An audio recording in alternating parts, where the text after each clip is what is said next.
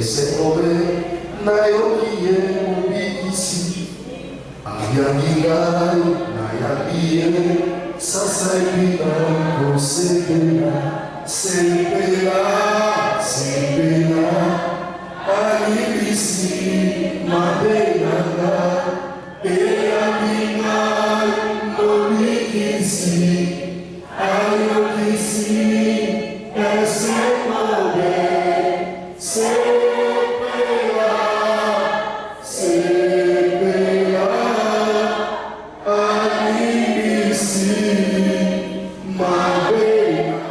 Merci mingi na bandeko nyonso ndenge bomesana kolanda biso kaka à travers PMH télévision ndenge toloba kaka réalité chrétienne elongo na mosali na bino Blaise Leya ndenge nalobaka bobenga nga mingi journaliste évangéliste nazalaka wana mpona kolukela bino ba vraies informations oyo etali bongo réalité chrétienne parce que na kati ya vie chrétienne tomoni mpe makambo ebele eza ya kobombama na kati yango nde tolobaka kaka na PMH télévision awa ezalaka yoka tosa mpe salela na ndenge nabaki réalité chrétienne tokobeta masolo oyo vraiment ezali kobombama na kati ya vie chrétienne tomonaka lelo basali ya nzambe na ndenge nyonso tu kote ya basi mpe kote ya mibali mais na nsima na bango mpe mwa makambo ebele ezalaka ya kobeta vraiment mingi oyo mpe lelo totiaka yango misu peut-être kate kasi na émission na biso ya lelo ndenge nalobaki bobengaki bolobaki vraiment mwa mingi tosalela bino mosala yango toza kolemba te tokosalela bino kaka mosala mpona kozwa bainformation ya solo kasi na émission na biso ya lelo nazali nga moko te na kati ya plateau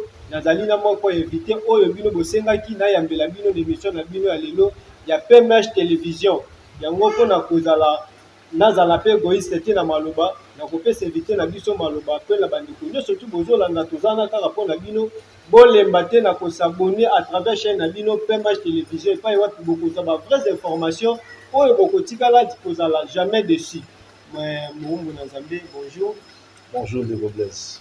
Merci mingi na bandeko bazolanda omoni ngai esi bandeko bayebi mpe nalobaka kaka kino na PMH télévision oyo ezalaka mingi réalité oyo tomoni na mopanzi na ngai ya gauche azali invité na biso ya lelo kasi avanga natia bacommentaire na oyo etali ye vraiment na kosenga nde mingi bino moko bodécouvrir ensemble na ngai na bino baloba eza ya ngai bakestion bino nde bato botunaki mpona totuna moumbu na biso to paster oyo aza kote na ngai paster bandeko bazolanda soki okoki kose présente bayeba yo mpo bato mosusu bazomona kaka paster atelemi nayebi ke makambo ya koloba ezali vraiment mingi. Merci de Blaise. Nazali pasteur Juni Moboma Ebengo.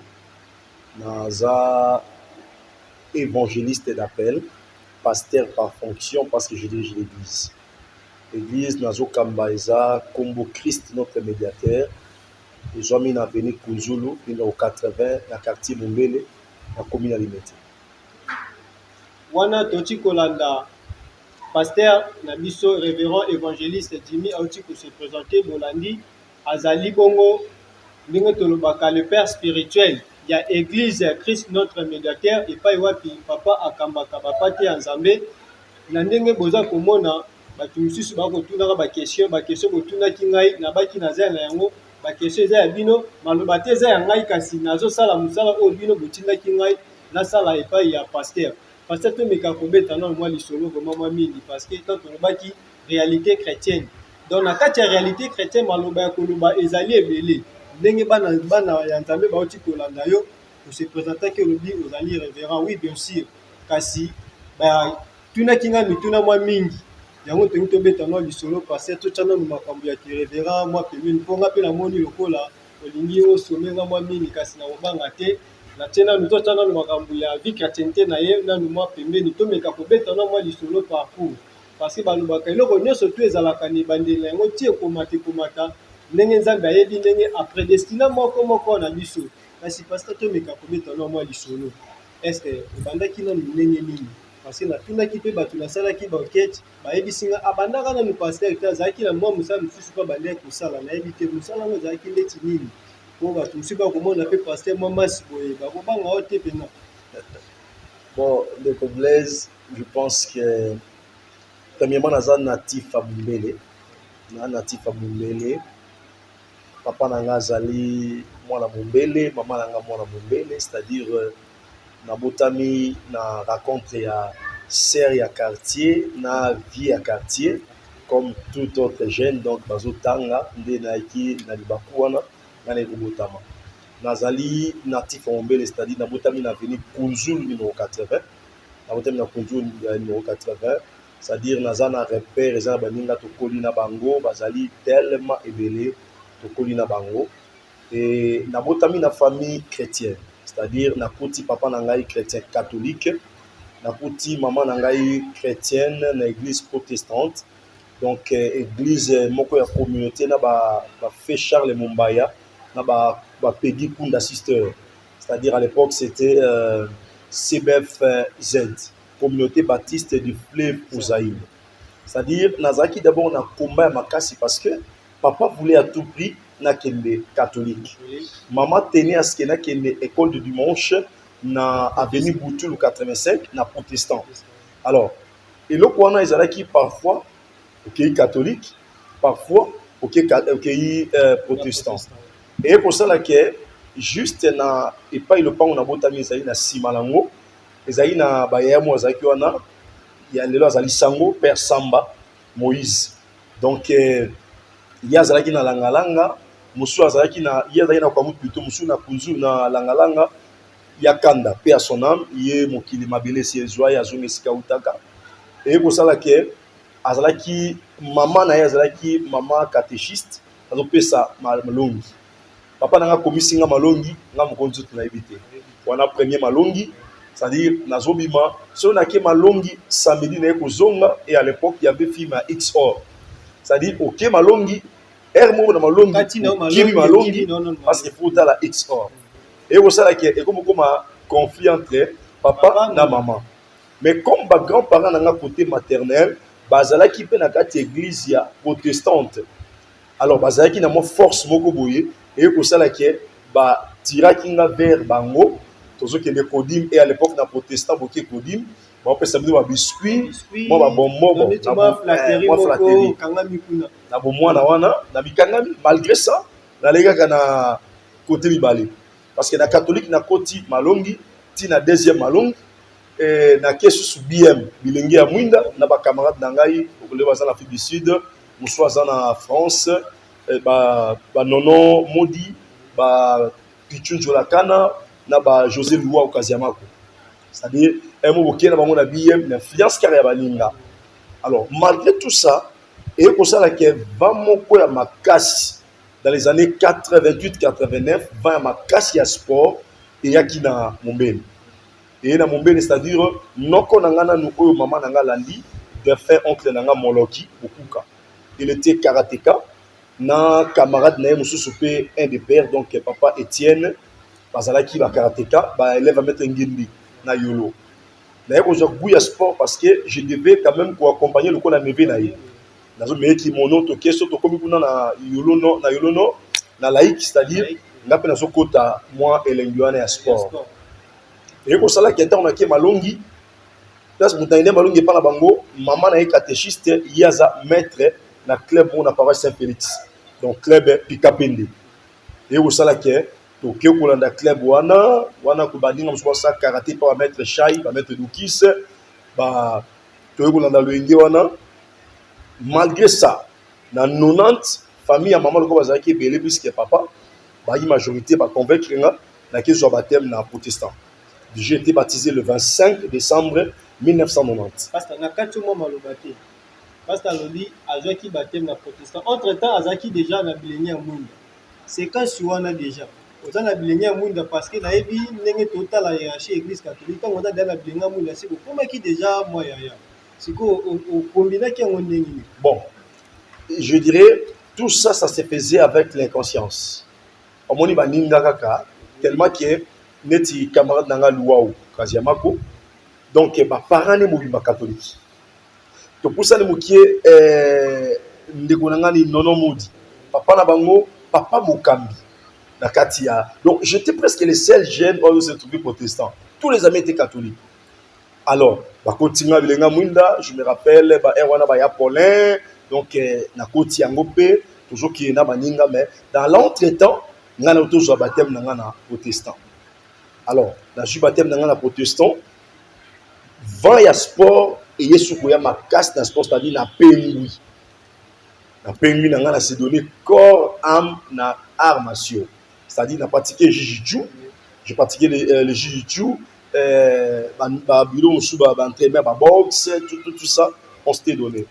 Et pour ça là que tellement que j'avais aimé le sport, na protestant na côté choral, na choral homme.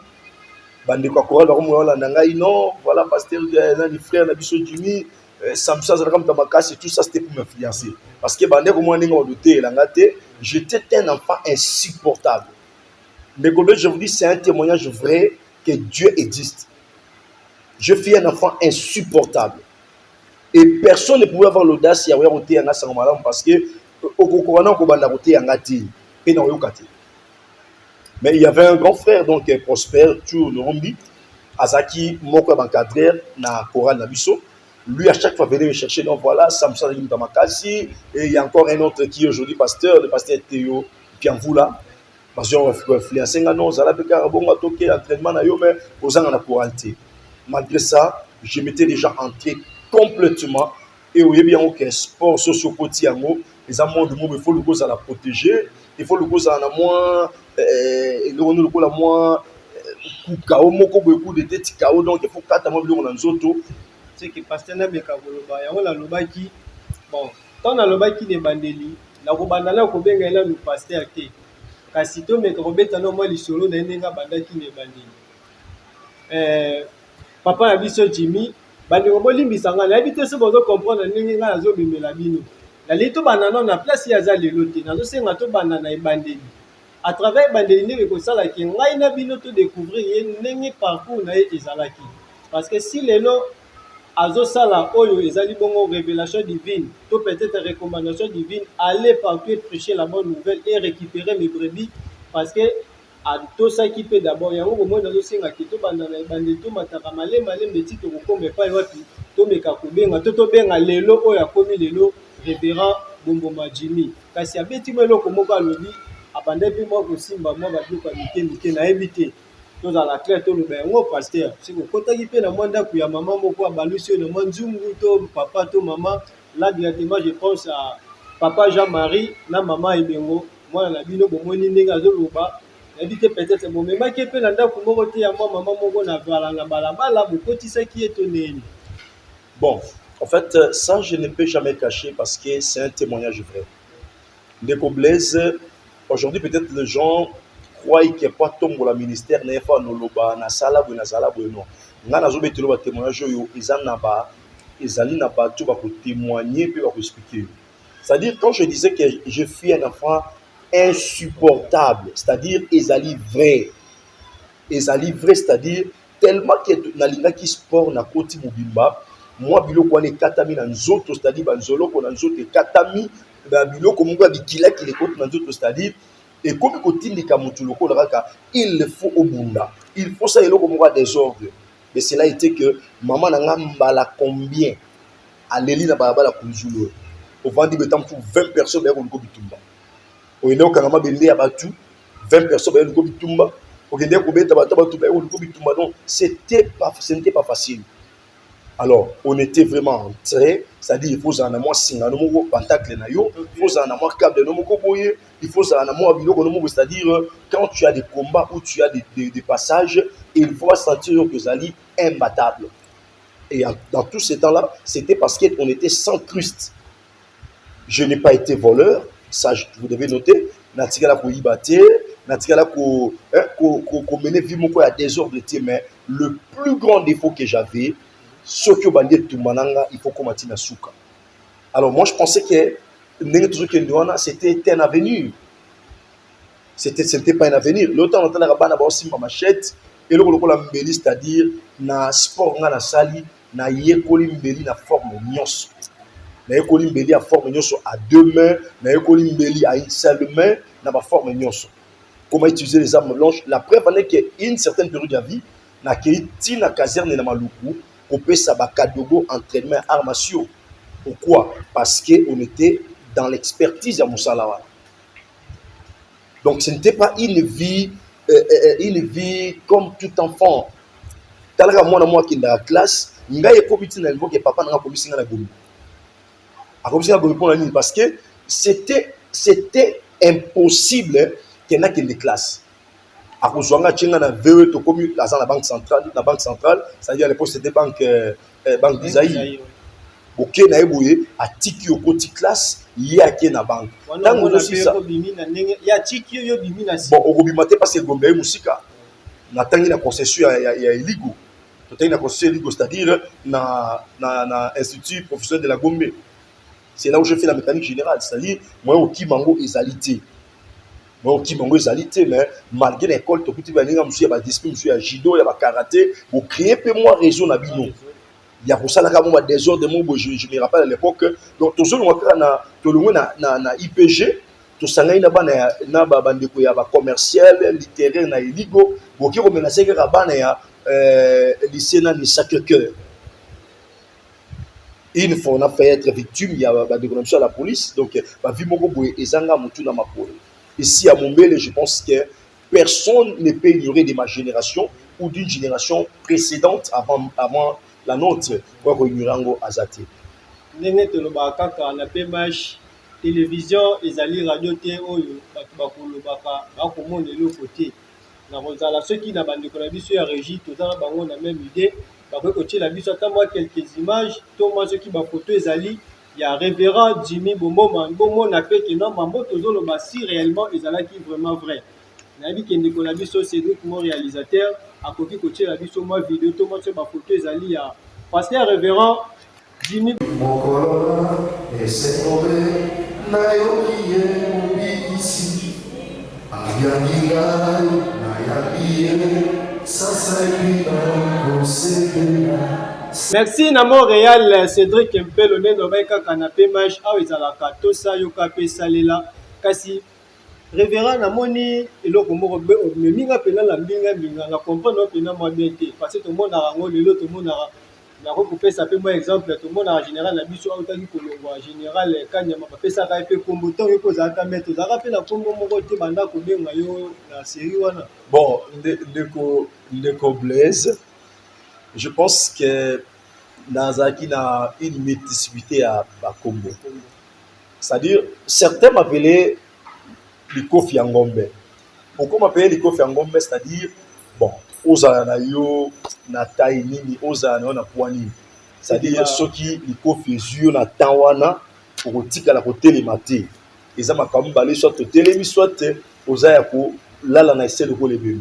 Parce que à ce temps on était sans Christ et bamswa ndorobanga engambeli yoko et bamswa ndorobanga maître doula, c'est-à-dire c'était des sobriquets on azala kinango donc la maître to mutu makasi na tawa famille Bomboma la si bozolanda pe bokolanda bokoyoka là directement je pense à Julia Bomboma bomoni papa ndenge ya bandaki vinaye na ba étape lelo ndenge papa lelo abongwani akomi chrétien akomi moko oyo aza kosala fierté ndenge tolobaka to aza pour représenter directement le Christ parce que Jésus a dit soyez mes imitateurs. Donc il peut directement il est le représentant direct de Jésus-Christ par rapport à la parole oyo abandaki pour aza kopesa na kati ya bandeko nyonso tu balandaka biso là directement je pense aussi na bandeko nyonso ya église notre médiateur bolandi ndenge le révérend Jimmy aza koloba pe azopesa biso parcours na ye kasi révérend to meka kobeta nanu est-ce que na moment là pe osalaki pe baparents non pas si mingi oui okomona yo mwana obotami batilo nzela classe olingi classe te opesaki mpena papa Jean-Marie pasi na maman.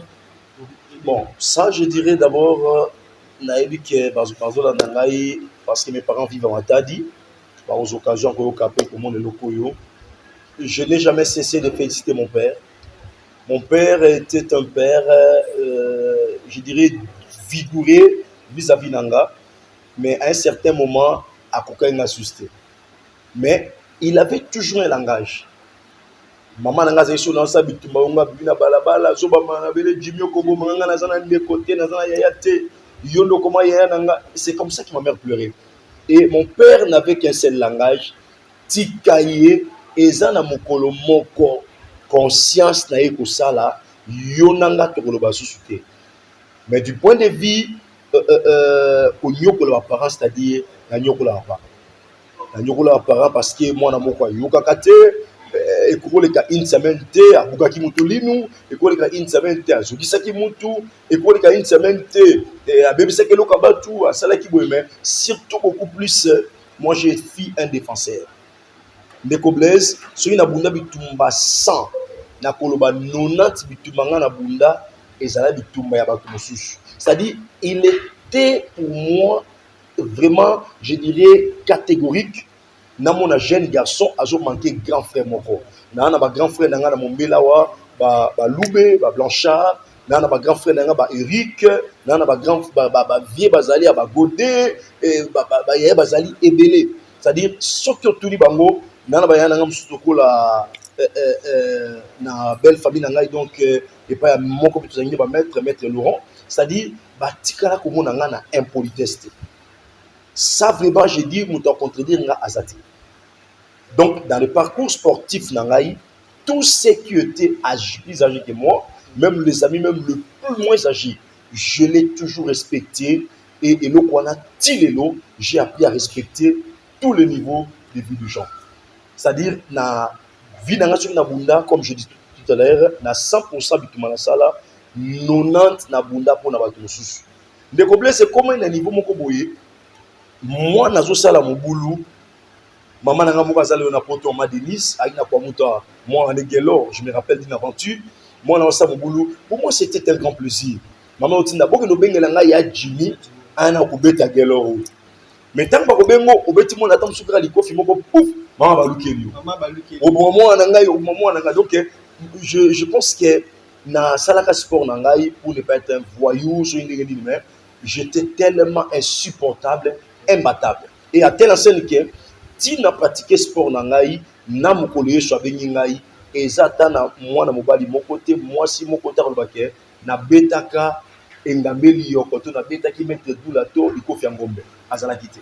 Merci la bandeko, merci bozo kolanda ndenge tozo kosola na révérend Jimmy tango na lobaki na PMH awa tolobaka ko ezali bongo réalité boza komona pe réalité ya révérend lelo ndenge akomi révérend parcours na ndenge ezalaki kasi ndenge na mekato mekasa non symbiose moko révérend Jimmy ezalaki ndenge ni na musalo bande kosala ne parce que tangaki classe toyebi ndenge ezalaka yango directement ja profite opesa bandeko nyonso tu bazolanda biso ba o nyonso tu baza ba sportif discipline oyo to sport lelo ezalaka juste mpona kosi défendre bolandi ndenge révérend alobi tosalaka yango te mpona kozala mpona kobebisa biloko ya bato na bakartier bisika nyonso tu tozali ezali vraiment malamu te kasi so tokosala yango ndenge révérend asalaki yango mpona mpe kopesa mpe toli na bandeko to na baleki mosusu bazalaki na quartier bisika azalaki mpe kozala malamu kasi révérend nayebi te omemaki yango ndenge nini na mosala mpe omemaki kaka brutalité wana ozalaki nango na mosala mpe so bande kosala na ndako to ndenge nini.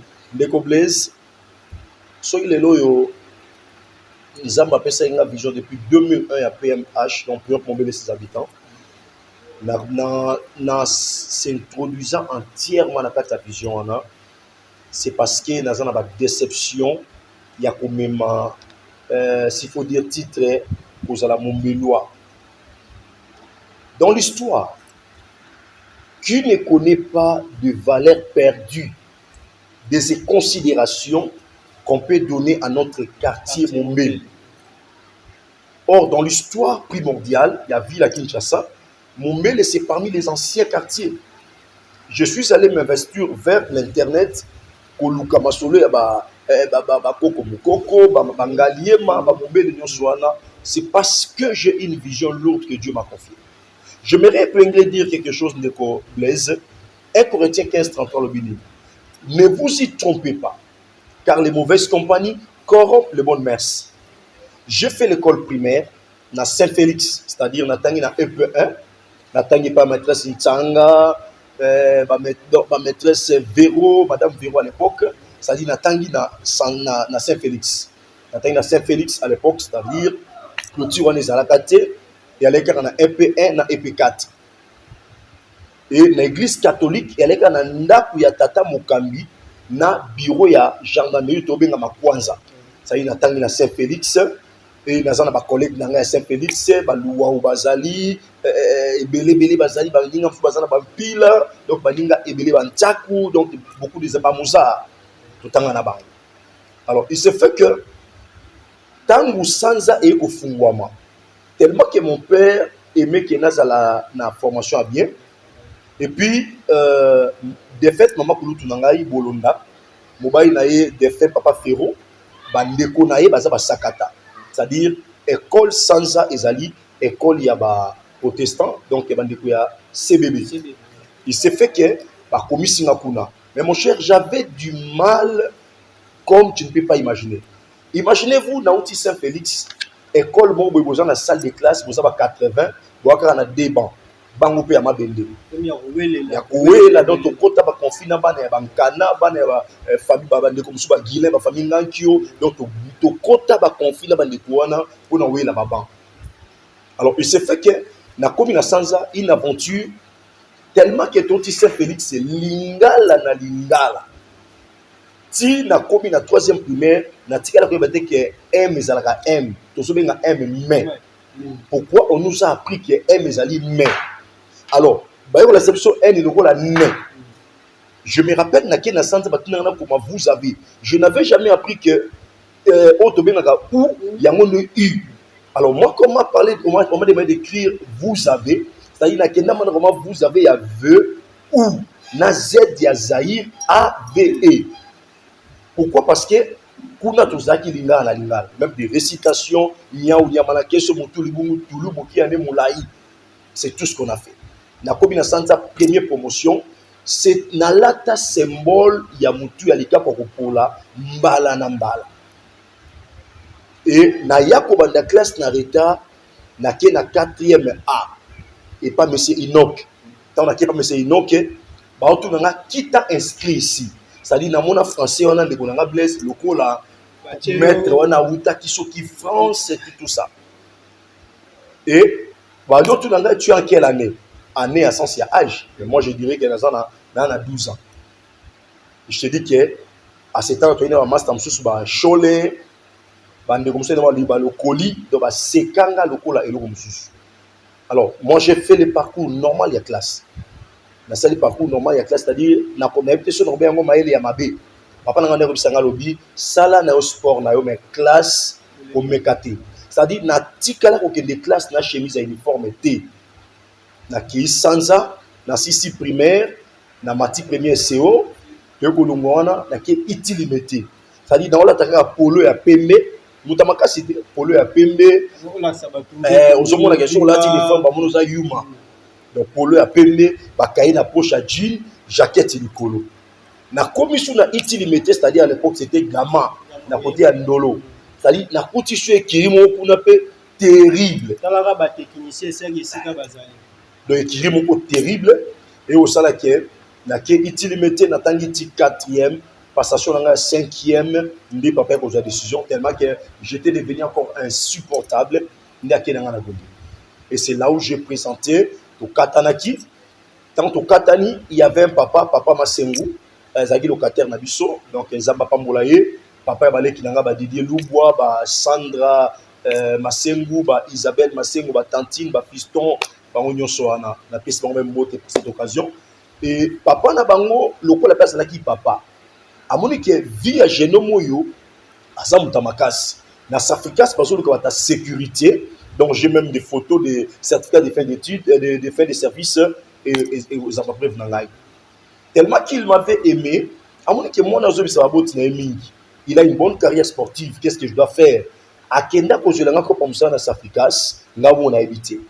Je ratais le diplôme d'état, dans la 6e, tata wana betelinga kop na kina Safrikas comme étant maîtrise 4. Comme étant maîtrise 4 et na aux occasions moi qui de matadi na qui matadi ba mission de service na lobi matadi na kei plateau de bateke tout ça les routes ya bandouana donc j'ai déplacé un peu de trop na compte à Safrikas. Et malgré que nazo sala na raté examen d'état na eu inscription na papa Kapi à l'époque je ne partais même pas à l'école parce que pour moi c'était une déception baninga to sala na examen d'état ba pichu labi bangi bango ba zui mais et au ça na tour na Nazuti na bangamba, c'est-à-dire sont des amis. Bon, ezaki ma mobulu te parce que na luka comme à l'époque na journal na kenati na ba arrêt plastique. na ina tina couture. Voilà un peu la folie de l'échec. Nga na sala ka mécanique générale, mais na ngeli wa komo na tina couture. Alors j'ai pris le courage, na ça na Safikas, mais j'étais inscrit comme un élève régulier. Mais je ne partais pas. Sur les examens d'examen, qui na salle d'examen, tout ça. Et c'est par là que j'avais accroché mon diplôme d'état. Mais les amis ne savaient pas que je partais à l'école. C'est-à-dire, na RMA Bendé tous ensemble, na RIA Koki Mambango tous ensemble. Et puis j'étais toujours à la tête. Même sur tout ça, footing, tiba campus, tiba kitambo, bandal moula, j'étais toujours la tête d'affiche. Or, je ne comprenais pas, c'était des signes de leadership. J'étais dans le club, Naza ceinture verte, mais Naza déjà capitaine du club Mobimba. Je gérais des marrons, je gérais des ceintures bleues, je gérais des ceintures noires. C'est-à-dire, à temps même deux ans, les Camomo Bitumba club, j'étais les sacrifices. Là, je dis, même mes amis collègues sportifs, le gars va mettre Chabert, soit Zokanga va mettre Likio, va mettre Douglas Bazana Poto, va mettre Action qui a loué, va mettre Savimi, va mettre Abdul, soit Zokangaï, et va mettre Djana, le Bazana Bangola, c'est-à-dire va mettre Tarzan de même, soit Zokangaï. Et à ce temps-là, ceux qui quand même dans tout maman dans le club, tout na confirmé mon quartier, je ne prenais que le devant. Je ne prenais que le devant et surtout que j'avais des amis sur la zone mixte dans le bois mettre Chabert, dans la mixte dans le bois mettre Kio, dans la mixte dans le bois mettre Douglas, c'est-à-dire à tout ça na yonani. Bisso est allé sauter. À une certaine période, tu as même côté moi na carte sportive, c'est-à-dire tu continues en taxi, dans autre direction carte, sur compliqué ngai, tu beti ba réservoir boni. Dans tout ça, je bénis Dieu parce qu'il a compris que même que pasteur, il peut exiger un certain niveau d'études. Et puis, nous avons passé dans la classe, mon frère, je ne sais pas combien les louer. À ce temps-là, j'étais sans Christ, je ne connaissais pas Dieu, mais j'étais un maître dans mon télécelle, dans mon motorola, parce que j'étais comme en sécurité rapproché à M. Vidnovic. M. Vidnovic a dit dans sa famille, il y a Roi Baudouin, parce que M. Degel a dit 2G, il y a Safikas. À l'époque. M. Degel a dit 2G à Safikas. Donc, le quoi a dit 2G à Safikas, a dit camarade même, il y a Mobutu, parce que Mobutu avait des liens dans la famille royale. Il y a Roi Baudouin. Et c'est là que nous avons eu la chance, donc ils ont Makinga, mais moi, je n'avais pas connu Dieu et je ne l'avais pas aimé. Je ne voyais que ma vie qui me plaisait dans les désordres en faisant n'importe quoi. Alors, et au sein de laquelle, quand on a Safrika Souana, Zamba est interpellé. Là, j'ai déjà perdu la voix divine et Zamba est interpellé par le prophète Élisée. Élisée, donc, il y a comme on a Lomboto, na botami na protestant, babatinga na pasteur Masele, moi na Kamba, et pour ça qu'il a perdu dans l'anzela. Tu as dit, on a camarade dans le Luau, José Kaziamako. Tu as dit, tu as grand Iboulou, Munjana, toujours Mata. Tu as dit, tu as dit, tu as dit, tu as dit, mystère, on est un prophète. Aïbsi n'a dit, yo, osana makamuna, zamba zo benga yo, mais ozobo ya kusayela. Wananga mona ke mission na bandundu, na lali, na yo ki bazo bisanga balobi, na mokola suko kozala wapi. Bazo menanga nzi mbabi, ngai nako kende wapi na suka ya mokili po etenga nalingaki makambo na Yesu te na mokolo oyo ya suka likolo ekofungwana na okizembwana. Et na se ndoto on me dit quand tu vas rentrer à Kinshasa yebisa maman na aimelo zembwana, alors que c'était une chanson ma mère bane ko yemba ngona chorale na bango na zongi. La chanson parlait du temps de la fin. C'est-à-dire, Zamba Kabula, après le jugement, c'est-à-dire, il y a Malamba Ozalo Kamobali, il y a Mabé Naboka, moi, si place, il monte Kozala, le fait éternel, peut qu'on l'attend en yonso. Tant qu'on a rappelé Gabilo Kouana, je vous dis des coblaises, Sokin Zamba Zobé Namutu, ce n'est ni par la force, ni par la puissance. Tant qu'on est un prophète, c'est un père, pour moi, je dois beaucoup de respect, qui aujourd'hui, je ne maîtrise pas là où il est, contenir à Moro et Salema Nandengaki au déplacé Kinshasa. Et pour ça, sur le champ, na tiki muninga tozalaki na ye, na fimo tozalaka na bango, na tiki bango, na ebisi na bilelo na Olanda toke l'église. Azunga toke ti l'église et pas na bango na langa langa. na langa langa to komi wana, je vous dis mombele eninganaka maître Doula abongoli motema. Et je vous dis ndeko Blaise, c'était une conversion plutôt vraie. Ndeko ngana nina kokufa tokenda pique-nique moko ngai mutu ya makasi ndeko nanga donc mista nanga maître Tarzan na maître Chabert tokenda bandeko mo bazalaki na point ya mobele bakwa mutu ba Richard ba Boule ba Lisala to se retrouva na mai ya Ntiele soko se souvenir tangu afide la kotaka bakufaka na nani na mai ya Ntiele wana c'est-à-dire tonga tokufa na kati ya mai wana Ambiscade c'est-à-dire non after la côte quelque temps pour toquer pique-nique na pique-nique il y a eu dispute entre les garçons moko na Kadogo or mai biso tonga tozala yango wana mais biso tiki wana toke Kimpoko tant to komina Kimpoko to ko kande sangoke kuna Kadogo abeti masasi ba dina ni bale or côté tokendaki mon frère Mr. Mo ngena kotumula ba garçon ba nkombo so do ba élève à mettre Aigola na ba mettre Maf et ko sala ke biso trois sportifs na ba sportifs ebelé donc c'était vraiment devant la mort. C'est là où quand je pense au bienfait de l'Éternel les konanga na zanango ebelé mais dans cette émission je ne saurais pas tout listé. Donc si je me souviens des bienfaits de l'Éternel ezana bato même ba yebinga lokwa ba linga to kola ki ba yaya ba leki ba ko biso ba feu eza ba fait vrai. Donc babimisela biso ba nzete ya bakoni ya mboka wana talaka ba kotaki pour les déjà plateau de bateke babimisa ba nzete wana mais mon frère Dieu nous a sauvegardé la vie et le même jour tatibis nga nazalaka nango ototamboka na baninga ndenge zalaka batiki bino bazela bino chauffeur asali ba rodage na matin na par choc ndeko nanga makolelo mwana par choc na koloba teke pour nazalaka sportif makolelo mwana par choc na okama la voix audible Jimmy okeiwa to ezatanga okufa te ndenge nazonga na par choc na yebi yango te. Donc je tentais de parler les mauvaises compagnies contre les bonnes mœurs na ko kata ba classe na ngai mais na kata ba classe te et ko sala ke na ju diplôme na zana safikas na za na vie chrétienne et là à cette époque là pasteur na ngai a ju ba problème moko boye ay ko bom église na ke ko vendre makula pasteur Joël Mafene na église Sinaï, j'avais des amis comme Jonathan, Lorus, frère Toudi à l'époque, frère Jérémy. Nous voyons ensemble. Nandenge était nakate entre moi et le pasteur. Je devais quitter. Naki nanji le pas pasteur Reddy. Tant naki nanji pasteur Reddy, na pour côté de formation dans la théologie.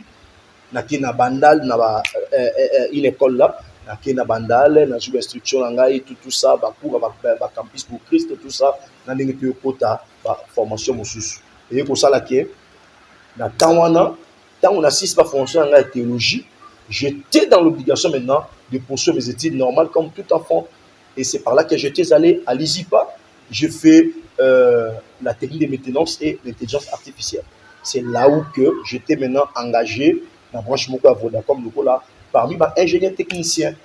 Et la désolation, on était avec des amis, oui,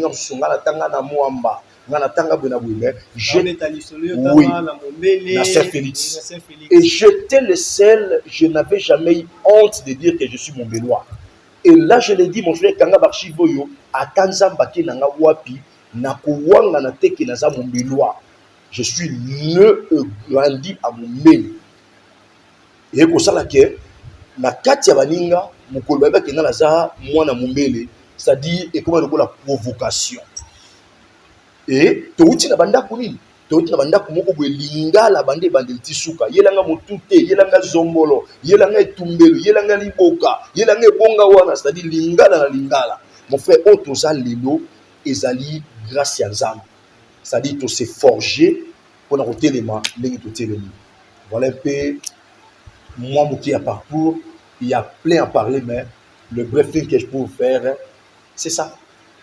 Merci Nabandeko Balandi et la bana surtout il y a Christ notre médiateur merci beaucoup Kolanda ndenge le révérend Jimmy asalaki parcours na ye utambotama na ye là na PCP merci mingi na papa Jean-Marie et na maman Ebengo ba botaki tout ba responsable direct il y a révérend Jimmy Bomboma ndenge bozomona auti kolobela bino parcours na ye kasi na mekai natika ye mwa apema mwa moke kasi po tomoni parcours yango ezalaki parcours moko vraiment afélicité parce que na nzela na ye mpe bato mosusu mpe baprofitaki na mwa eloko moko ya mike mike ntango bomonaki alobaki ke ezalaki na ntan moko mpe na bakartier bandeki kobenga ye soki mwana moko asali mobule epai na bango babengi mpe aye aintervenir ezalaki mpe le plus important yango tozobakisaka koyesa bandeko nyonso tu bazolanda biso tosala attention mingi corona ezali en vigueur corona plutôt ezali eza kotambola tozwa bamesure nyonso tu oyo centre na biso ya 1 heure mpe bazolobela biso à tout moment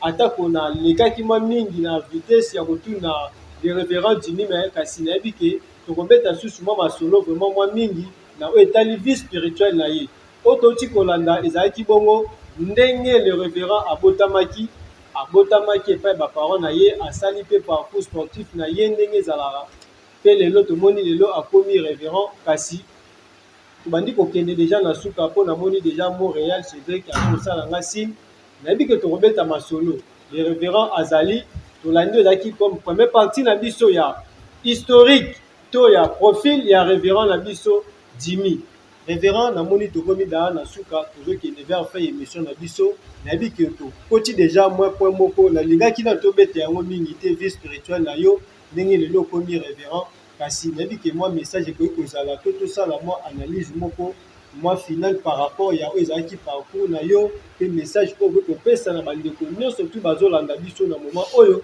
mpe nazosenga na bandeko nyonso tu tosabone na PMH télévision oyo ezali bongo ligne de vision ya révérend Jimmy tokobeta mpe masolo na yango atande émission ezoya tokobeta bamasolo na yango révérend mwa maloba ya mwa mokuse na oyo etali bongo. Premièrement, na webisa ondeko Blaise nzambe soki alingi mutu il m'arrive des fois so na vandi natali parcours ya vie nanga natali makambo nzambe ya lola ameki kobanda kosala nanga mpona asali nanga eloko te ndeko na ngai nzambe aza bien et le parcours avec Dieu, il n'y a pas que de l'or. J'ai toujours parlé de l'enseignement dans le Baka. Sur le chemin de bonheur, il existe toujours des obstacles. Samson Zolongwa, Nababoti Nayazo Kende, Kolukadelila, l'obstacle c'était les lions. Israël Azobimana, Égypte qui devient la terre promise, obstacle Nabango, était le magi de Kola Goliath. Vous comprenez? Il était mis de la mer rouge, il bosse là-bas. Israël a télémi, Goliath a télémi Libango. Mais vous comprenez que ce qui Zambé a l'ingio, quel que soit le cas, quel que soit le temps, ce qui Zambé a l'ingio, il finira par accomplir de toi ou de vous ce qu'il a voulu et ce qu'il pense faire. Moi, je demanderai à tous mes amis, mes jeunes frères, ceux qui sont en train de faire des koulouna, ça ne sert à rien. Ça ne sert à rien, ça ne va rien rapporter. Et certains disent que Bakangi Église, non. Bakangi Église, le gouvernement a le pouvoir de nous protéger. Parce que le coronavirus est une maladie transmissible. Le gouvernement est en train d'éviter que la population naïe et ezala atteinte à un certain nombre élevé à Baka. Surtout ça na prière, Yahweh na Bible tozobi na to yemba, so Yahweh zuinga. Qu'est-ce qu'il a dans son corps? Yangé Zuyokuna, qu'est-ce que j'ai dans mon corps? C'est-à-dire le président de la République étant garant de la nation, comme un père d'une grande famille, le Congo dont nous sommes, il a le pouvoir de nous protéger. Et au moment où même nata oyo na évité banu ba sambela sikoyo ba fois moko boye eza ko trembler bana musunga na monaki ba sambela kamena terre ya ba confinement oyo bazomela masanga bazomela ba whisky bazomela ba bangi. Je me demande quel genre de foi, parce que la foi que je reçus, ma croyance à moi reste personnelle. C'est-à-dire je garde une certaine intimité personnelle avec Dieu. Rien ne peut me séparer du Seigneur. Donc je donnerai conseil. Via des ordres, ça ne rapporte rien. vie à Montezana biloko mibale, l'école, l'église et l'éducation acquise dans notre toit paternel. Ce sont des éléments qui vont nous aider à devenir quelqu'un dans la vie.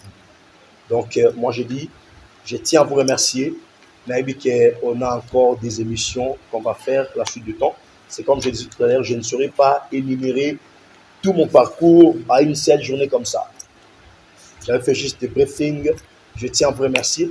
Et je remercie tous les membres de l'église qui sont communicateurs, sans oublier celui-là, je ne sais combien les qualifier, combien les considérer. Je l'ai toujours appelé JOKK. C'est un père pour moi. Je l'aime tellement. Et je me dis, tata na foi lokola tata wane kozala eluka malamu. Donc, je salue aussi mon père, l'évangéliste international, Jean-Oscar Kizamina Kibila, qui est en train de me suivre depuis Paris. Je salue Maman Deti. C'est une grande famille que Dieu m'a donnée. Et je ne manquerai pas de saluer celle que j'appelle plutôt le cœur de ma joie, Maman Sarah Moboma Kabassel. Donc je la salue, je salue tous mes enfants, je salue Julia Moboma, je salue Yachar Moboma, pourquoi pas saluer Dylan, pourquoi ne pas saluer Neftali Chilo, je salue Salem, je profite de même pour saluer Divine, je salue Enda Stensiana, et que Dieu garde la grande famille chrétienne Christ notre médiateur. Merci mingi na bandeko nyonso nasi bozalaki mpe ebele naza koloba bolemba te na kosabone na PMH télévision epai wapi ngai humble serviteur na bino na kosela bino ka mosala bokozala jamais dessus banimero ezali wana bobenga biso soki mpe basuggestion ezali tokosala kaka effort ya kosala parce que mosala ya kosala vraiment ezali mingi bomoni toza kosala yango na ndenge moko ya badifficulté ezali vraiment mwa mingi mpe na étape oyo toza lelo ya confinement bomoni ke makambo vraiment eza komarche vraiment ndenge ezalaka kaka te yango napesi bana nyonso tu ya Christ notre médiateur merci na bino nyonso tu tozalaki bongo na révérend Jimmy Bomboma epai wapi tomekaki kodéveloppe mwa mingi na oyo etalai bongo parcours na ye kasi tokosala bémission mosusu bokolanda ndenge abongwanaki mpe lelo akomi lelo révérend oyo bino lelo bobetelaka tolo bana ya Christ notre médiateur révérend na biso Jimmy kasi tote kolanda première partie ozalaki bongo profil na ye yango na profite mpe mbala moko napesa merci mingi na Maman Sarah Bomboma mpe balobaka kaka ke derrière un grand homme il y a toujours une grande dame là na profite mpe na Julia Bomboma oyo wapi bazali ba famille directe ou famille biologique to bazo ko accompagner le révérend Jimmy Bomboma mpe na bandeko nyonso tu bozolanda biso na poto papa Kiv Sanganaza mon frère Chris Chipanga dans les États-Unis mpe na bandeko nyonso tu lokola couple Mboyo mpe na ndeko na biso Olga Kuzanuka wana de la part ya Montréal Cédric Mpelo ngala bino na dit que tokokutana bolemba te ba numéro ezali bobenga bosabone mpe na PMH télévision ba conseil na bino mpe kosala biso mpe malamu mingi mpona tosala mosala oyo ezali bongo ya kitoko makasi ngala bino tomonani na mbala oyo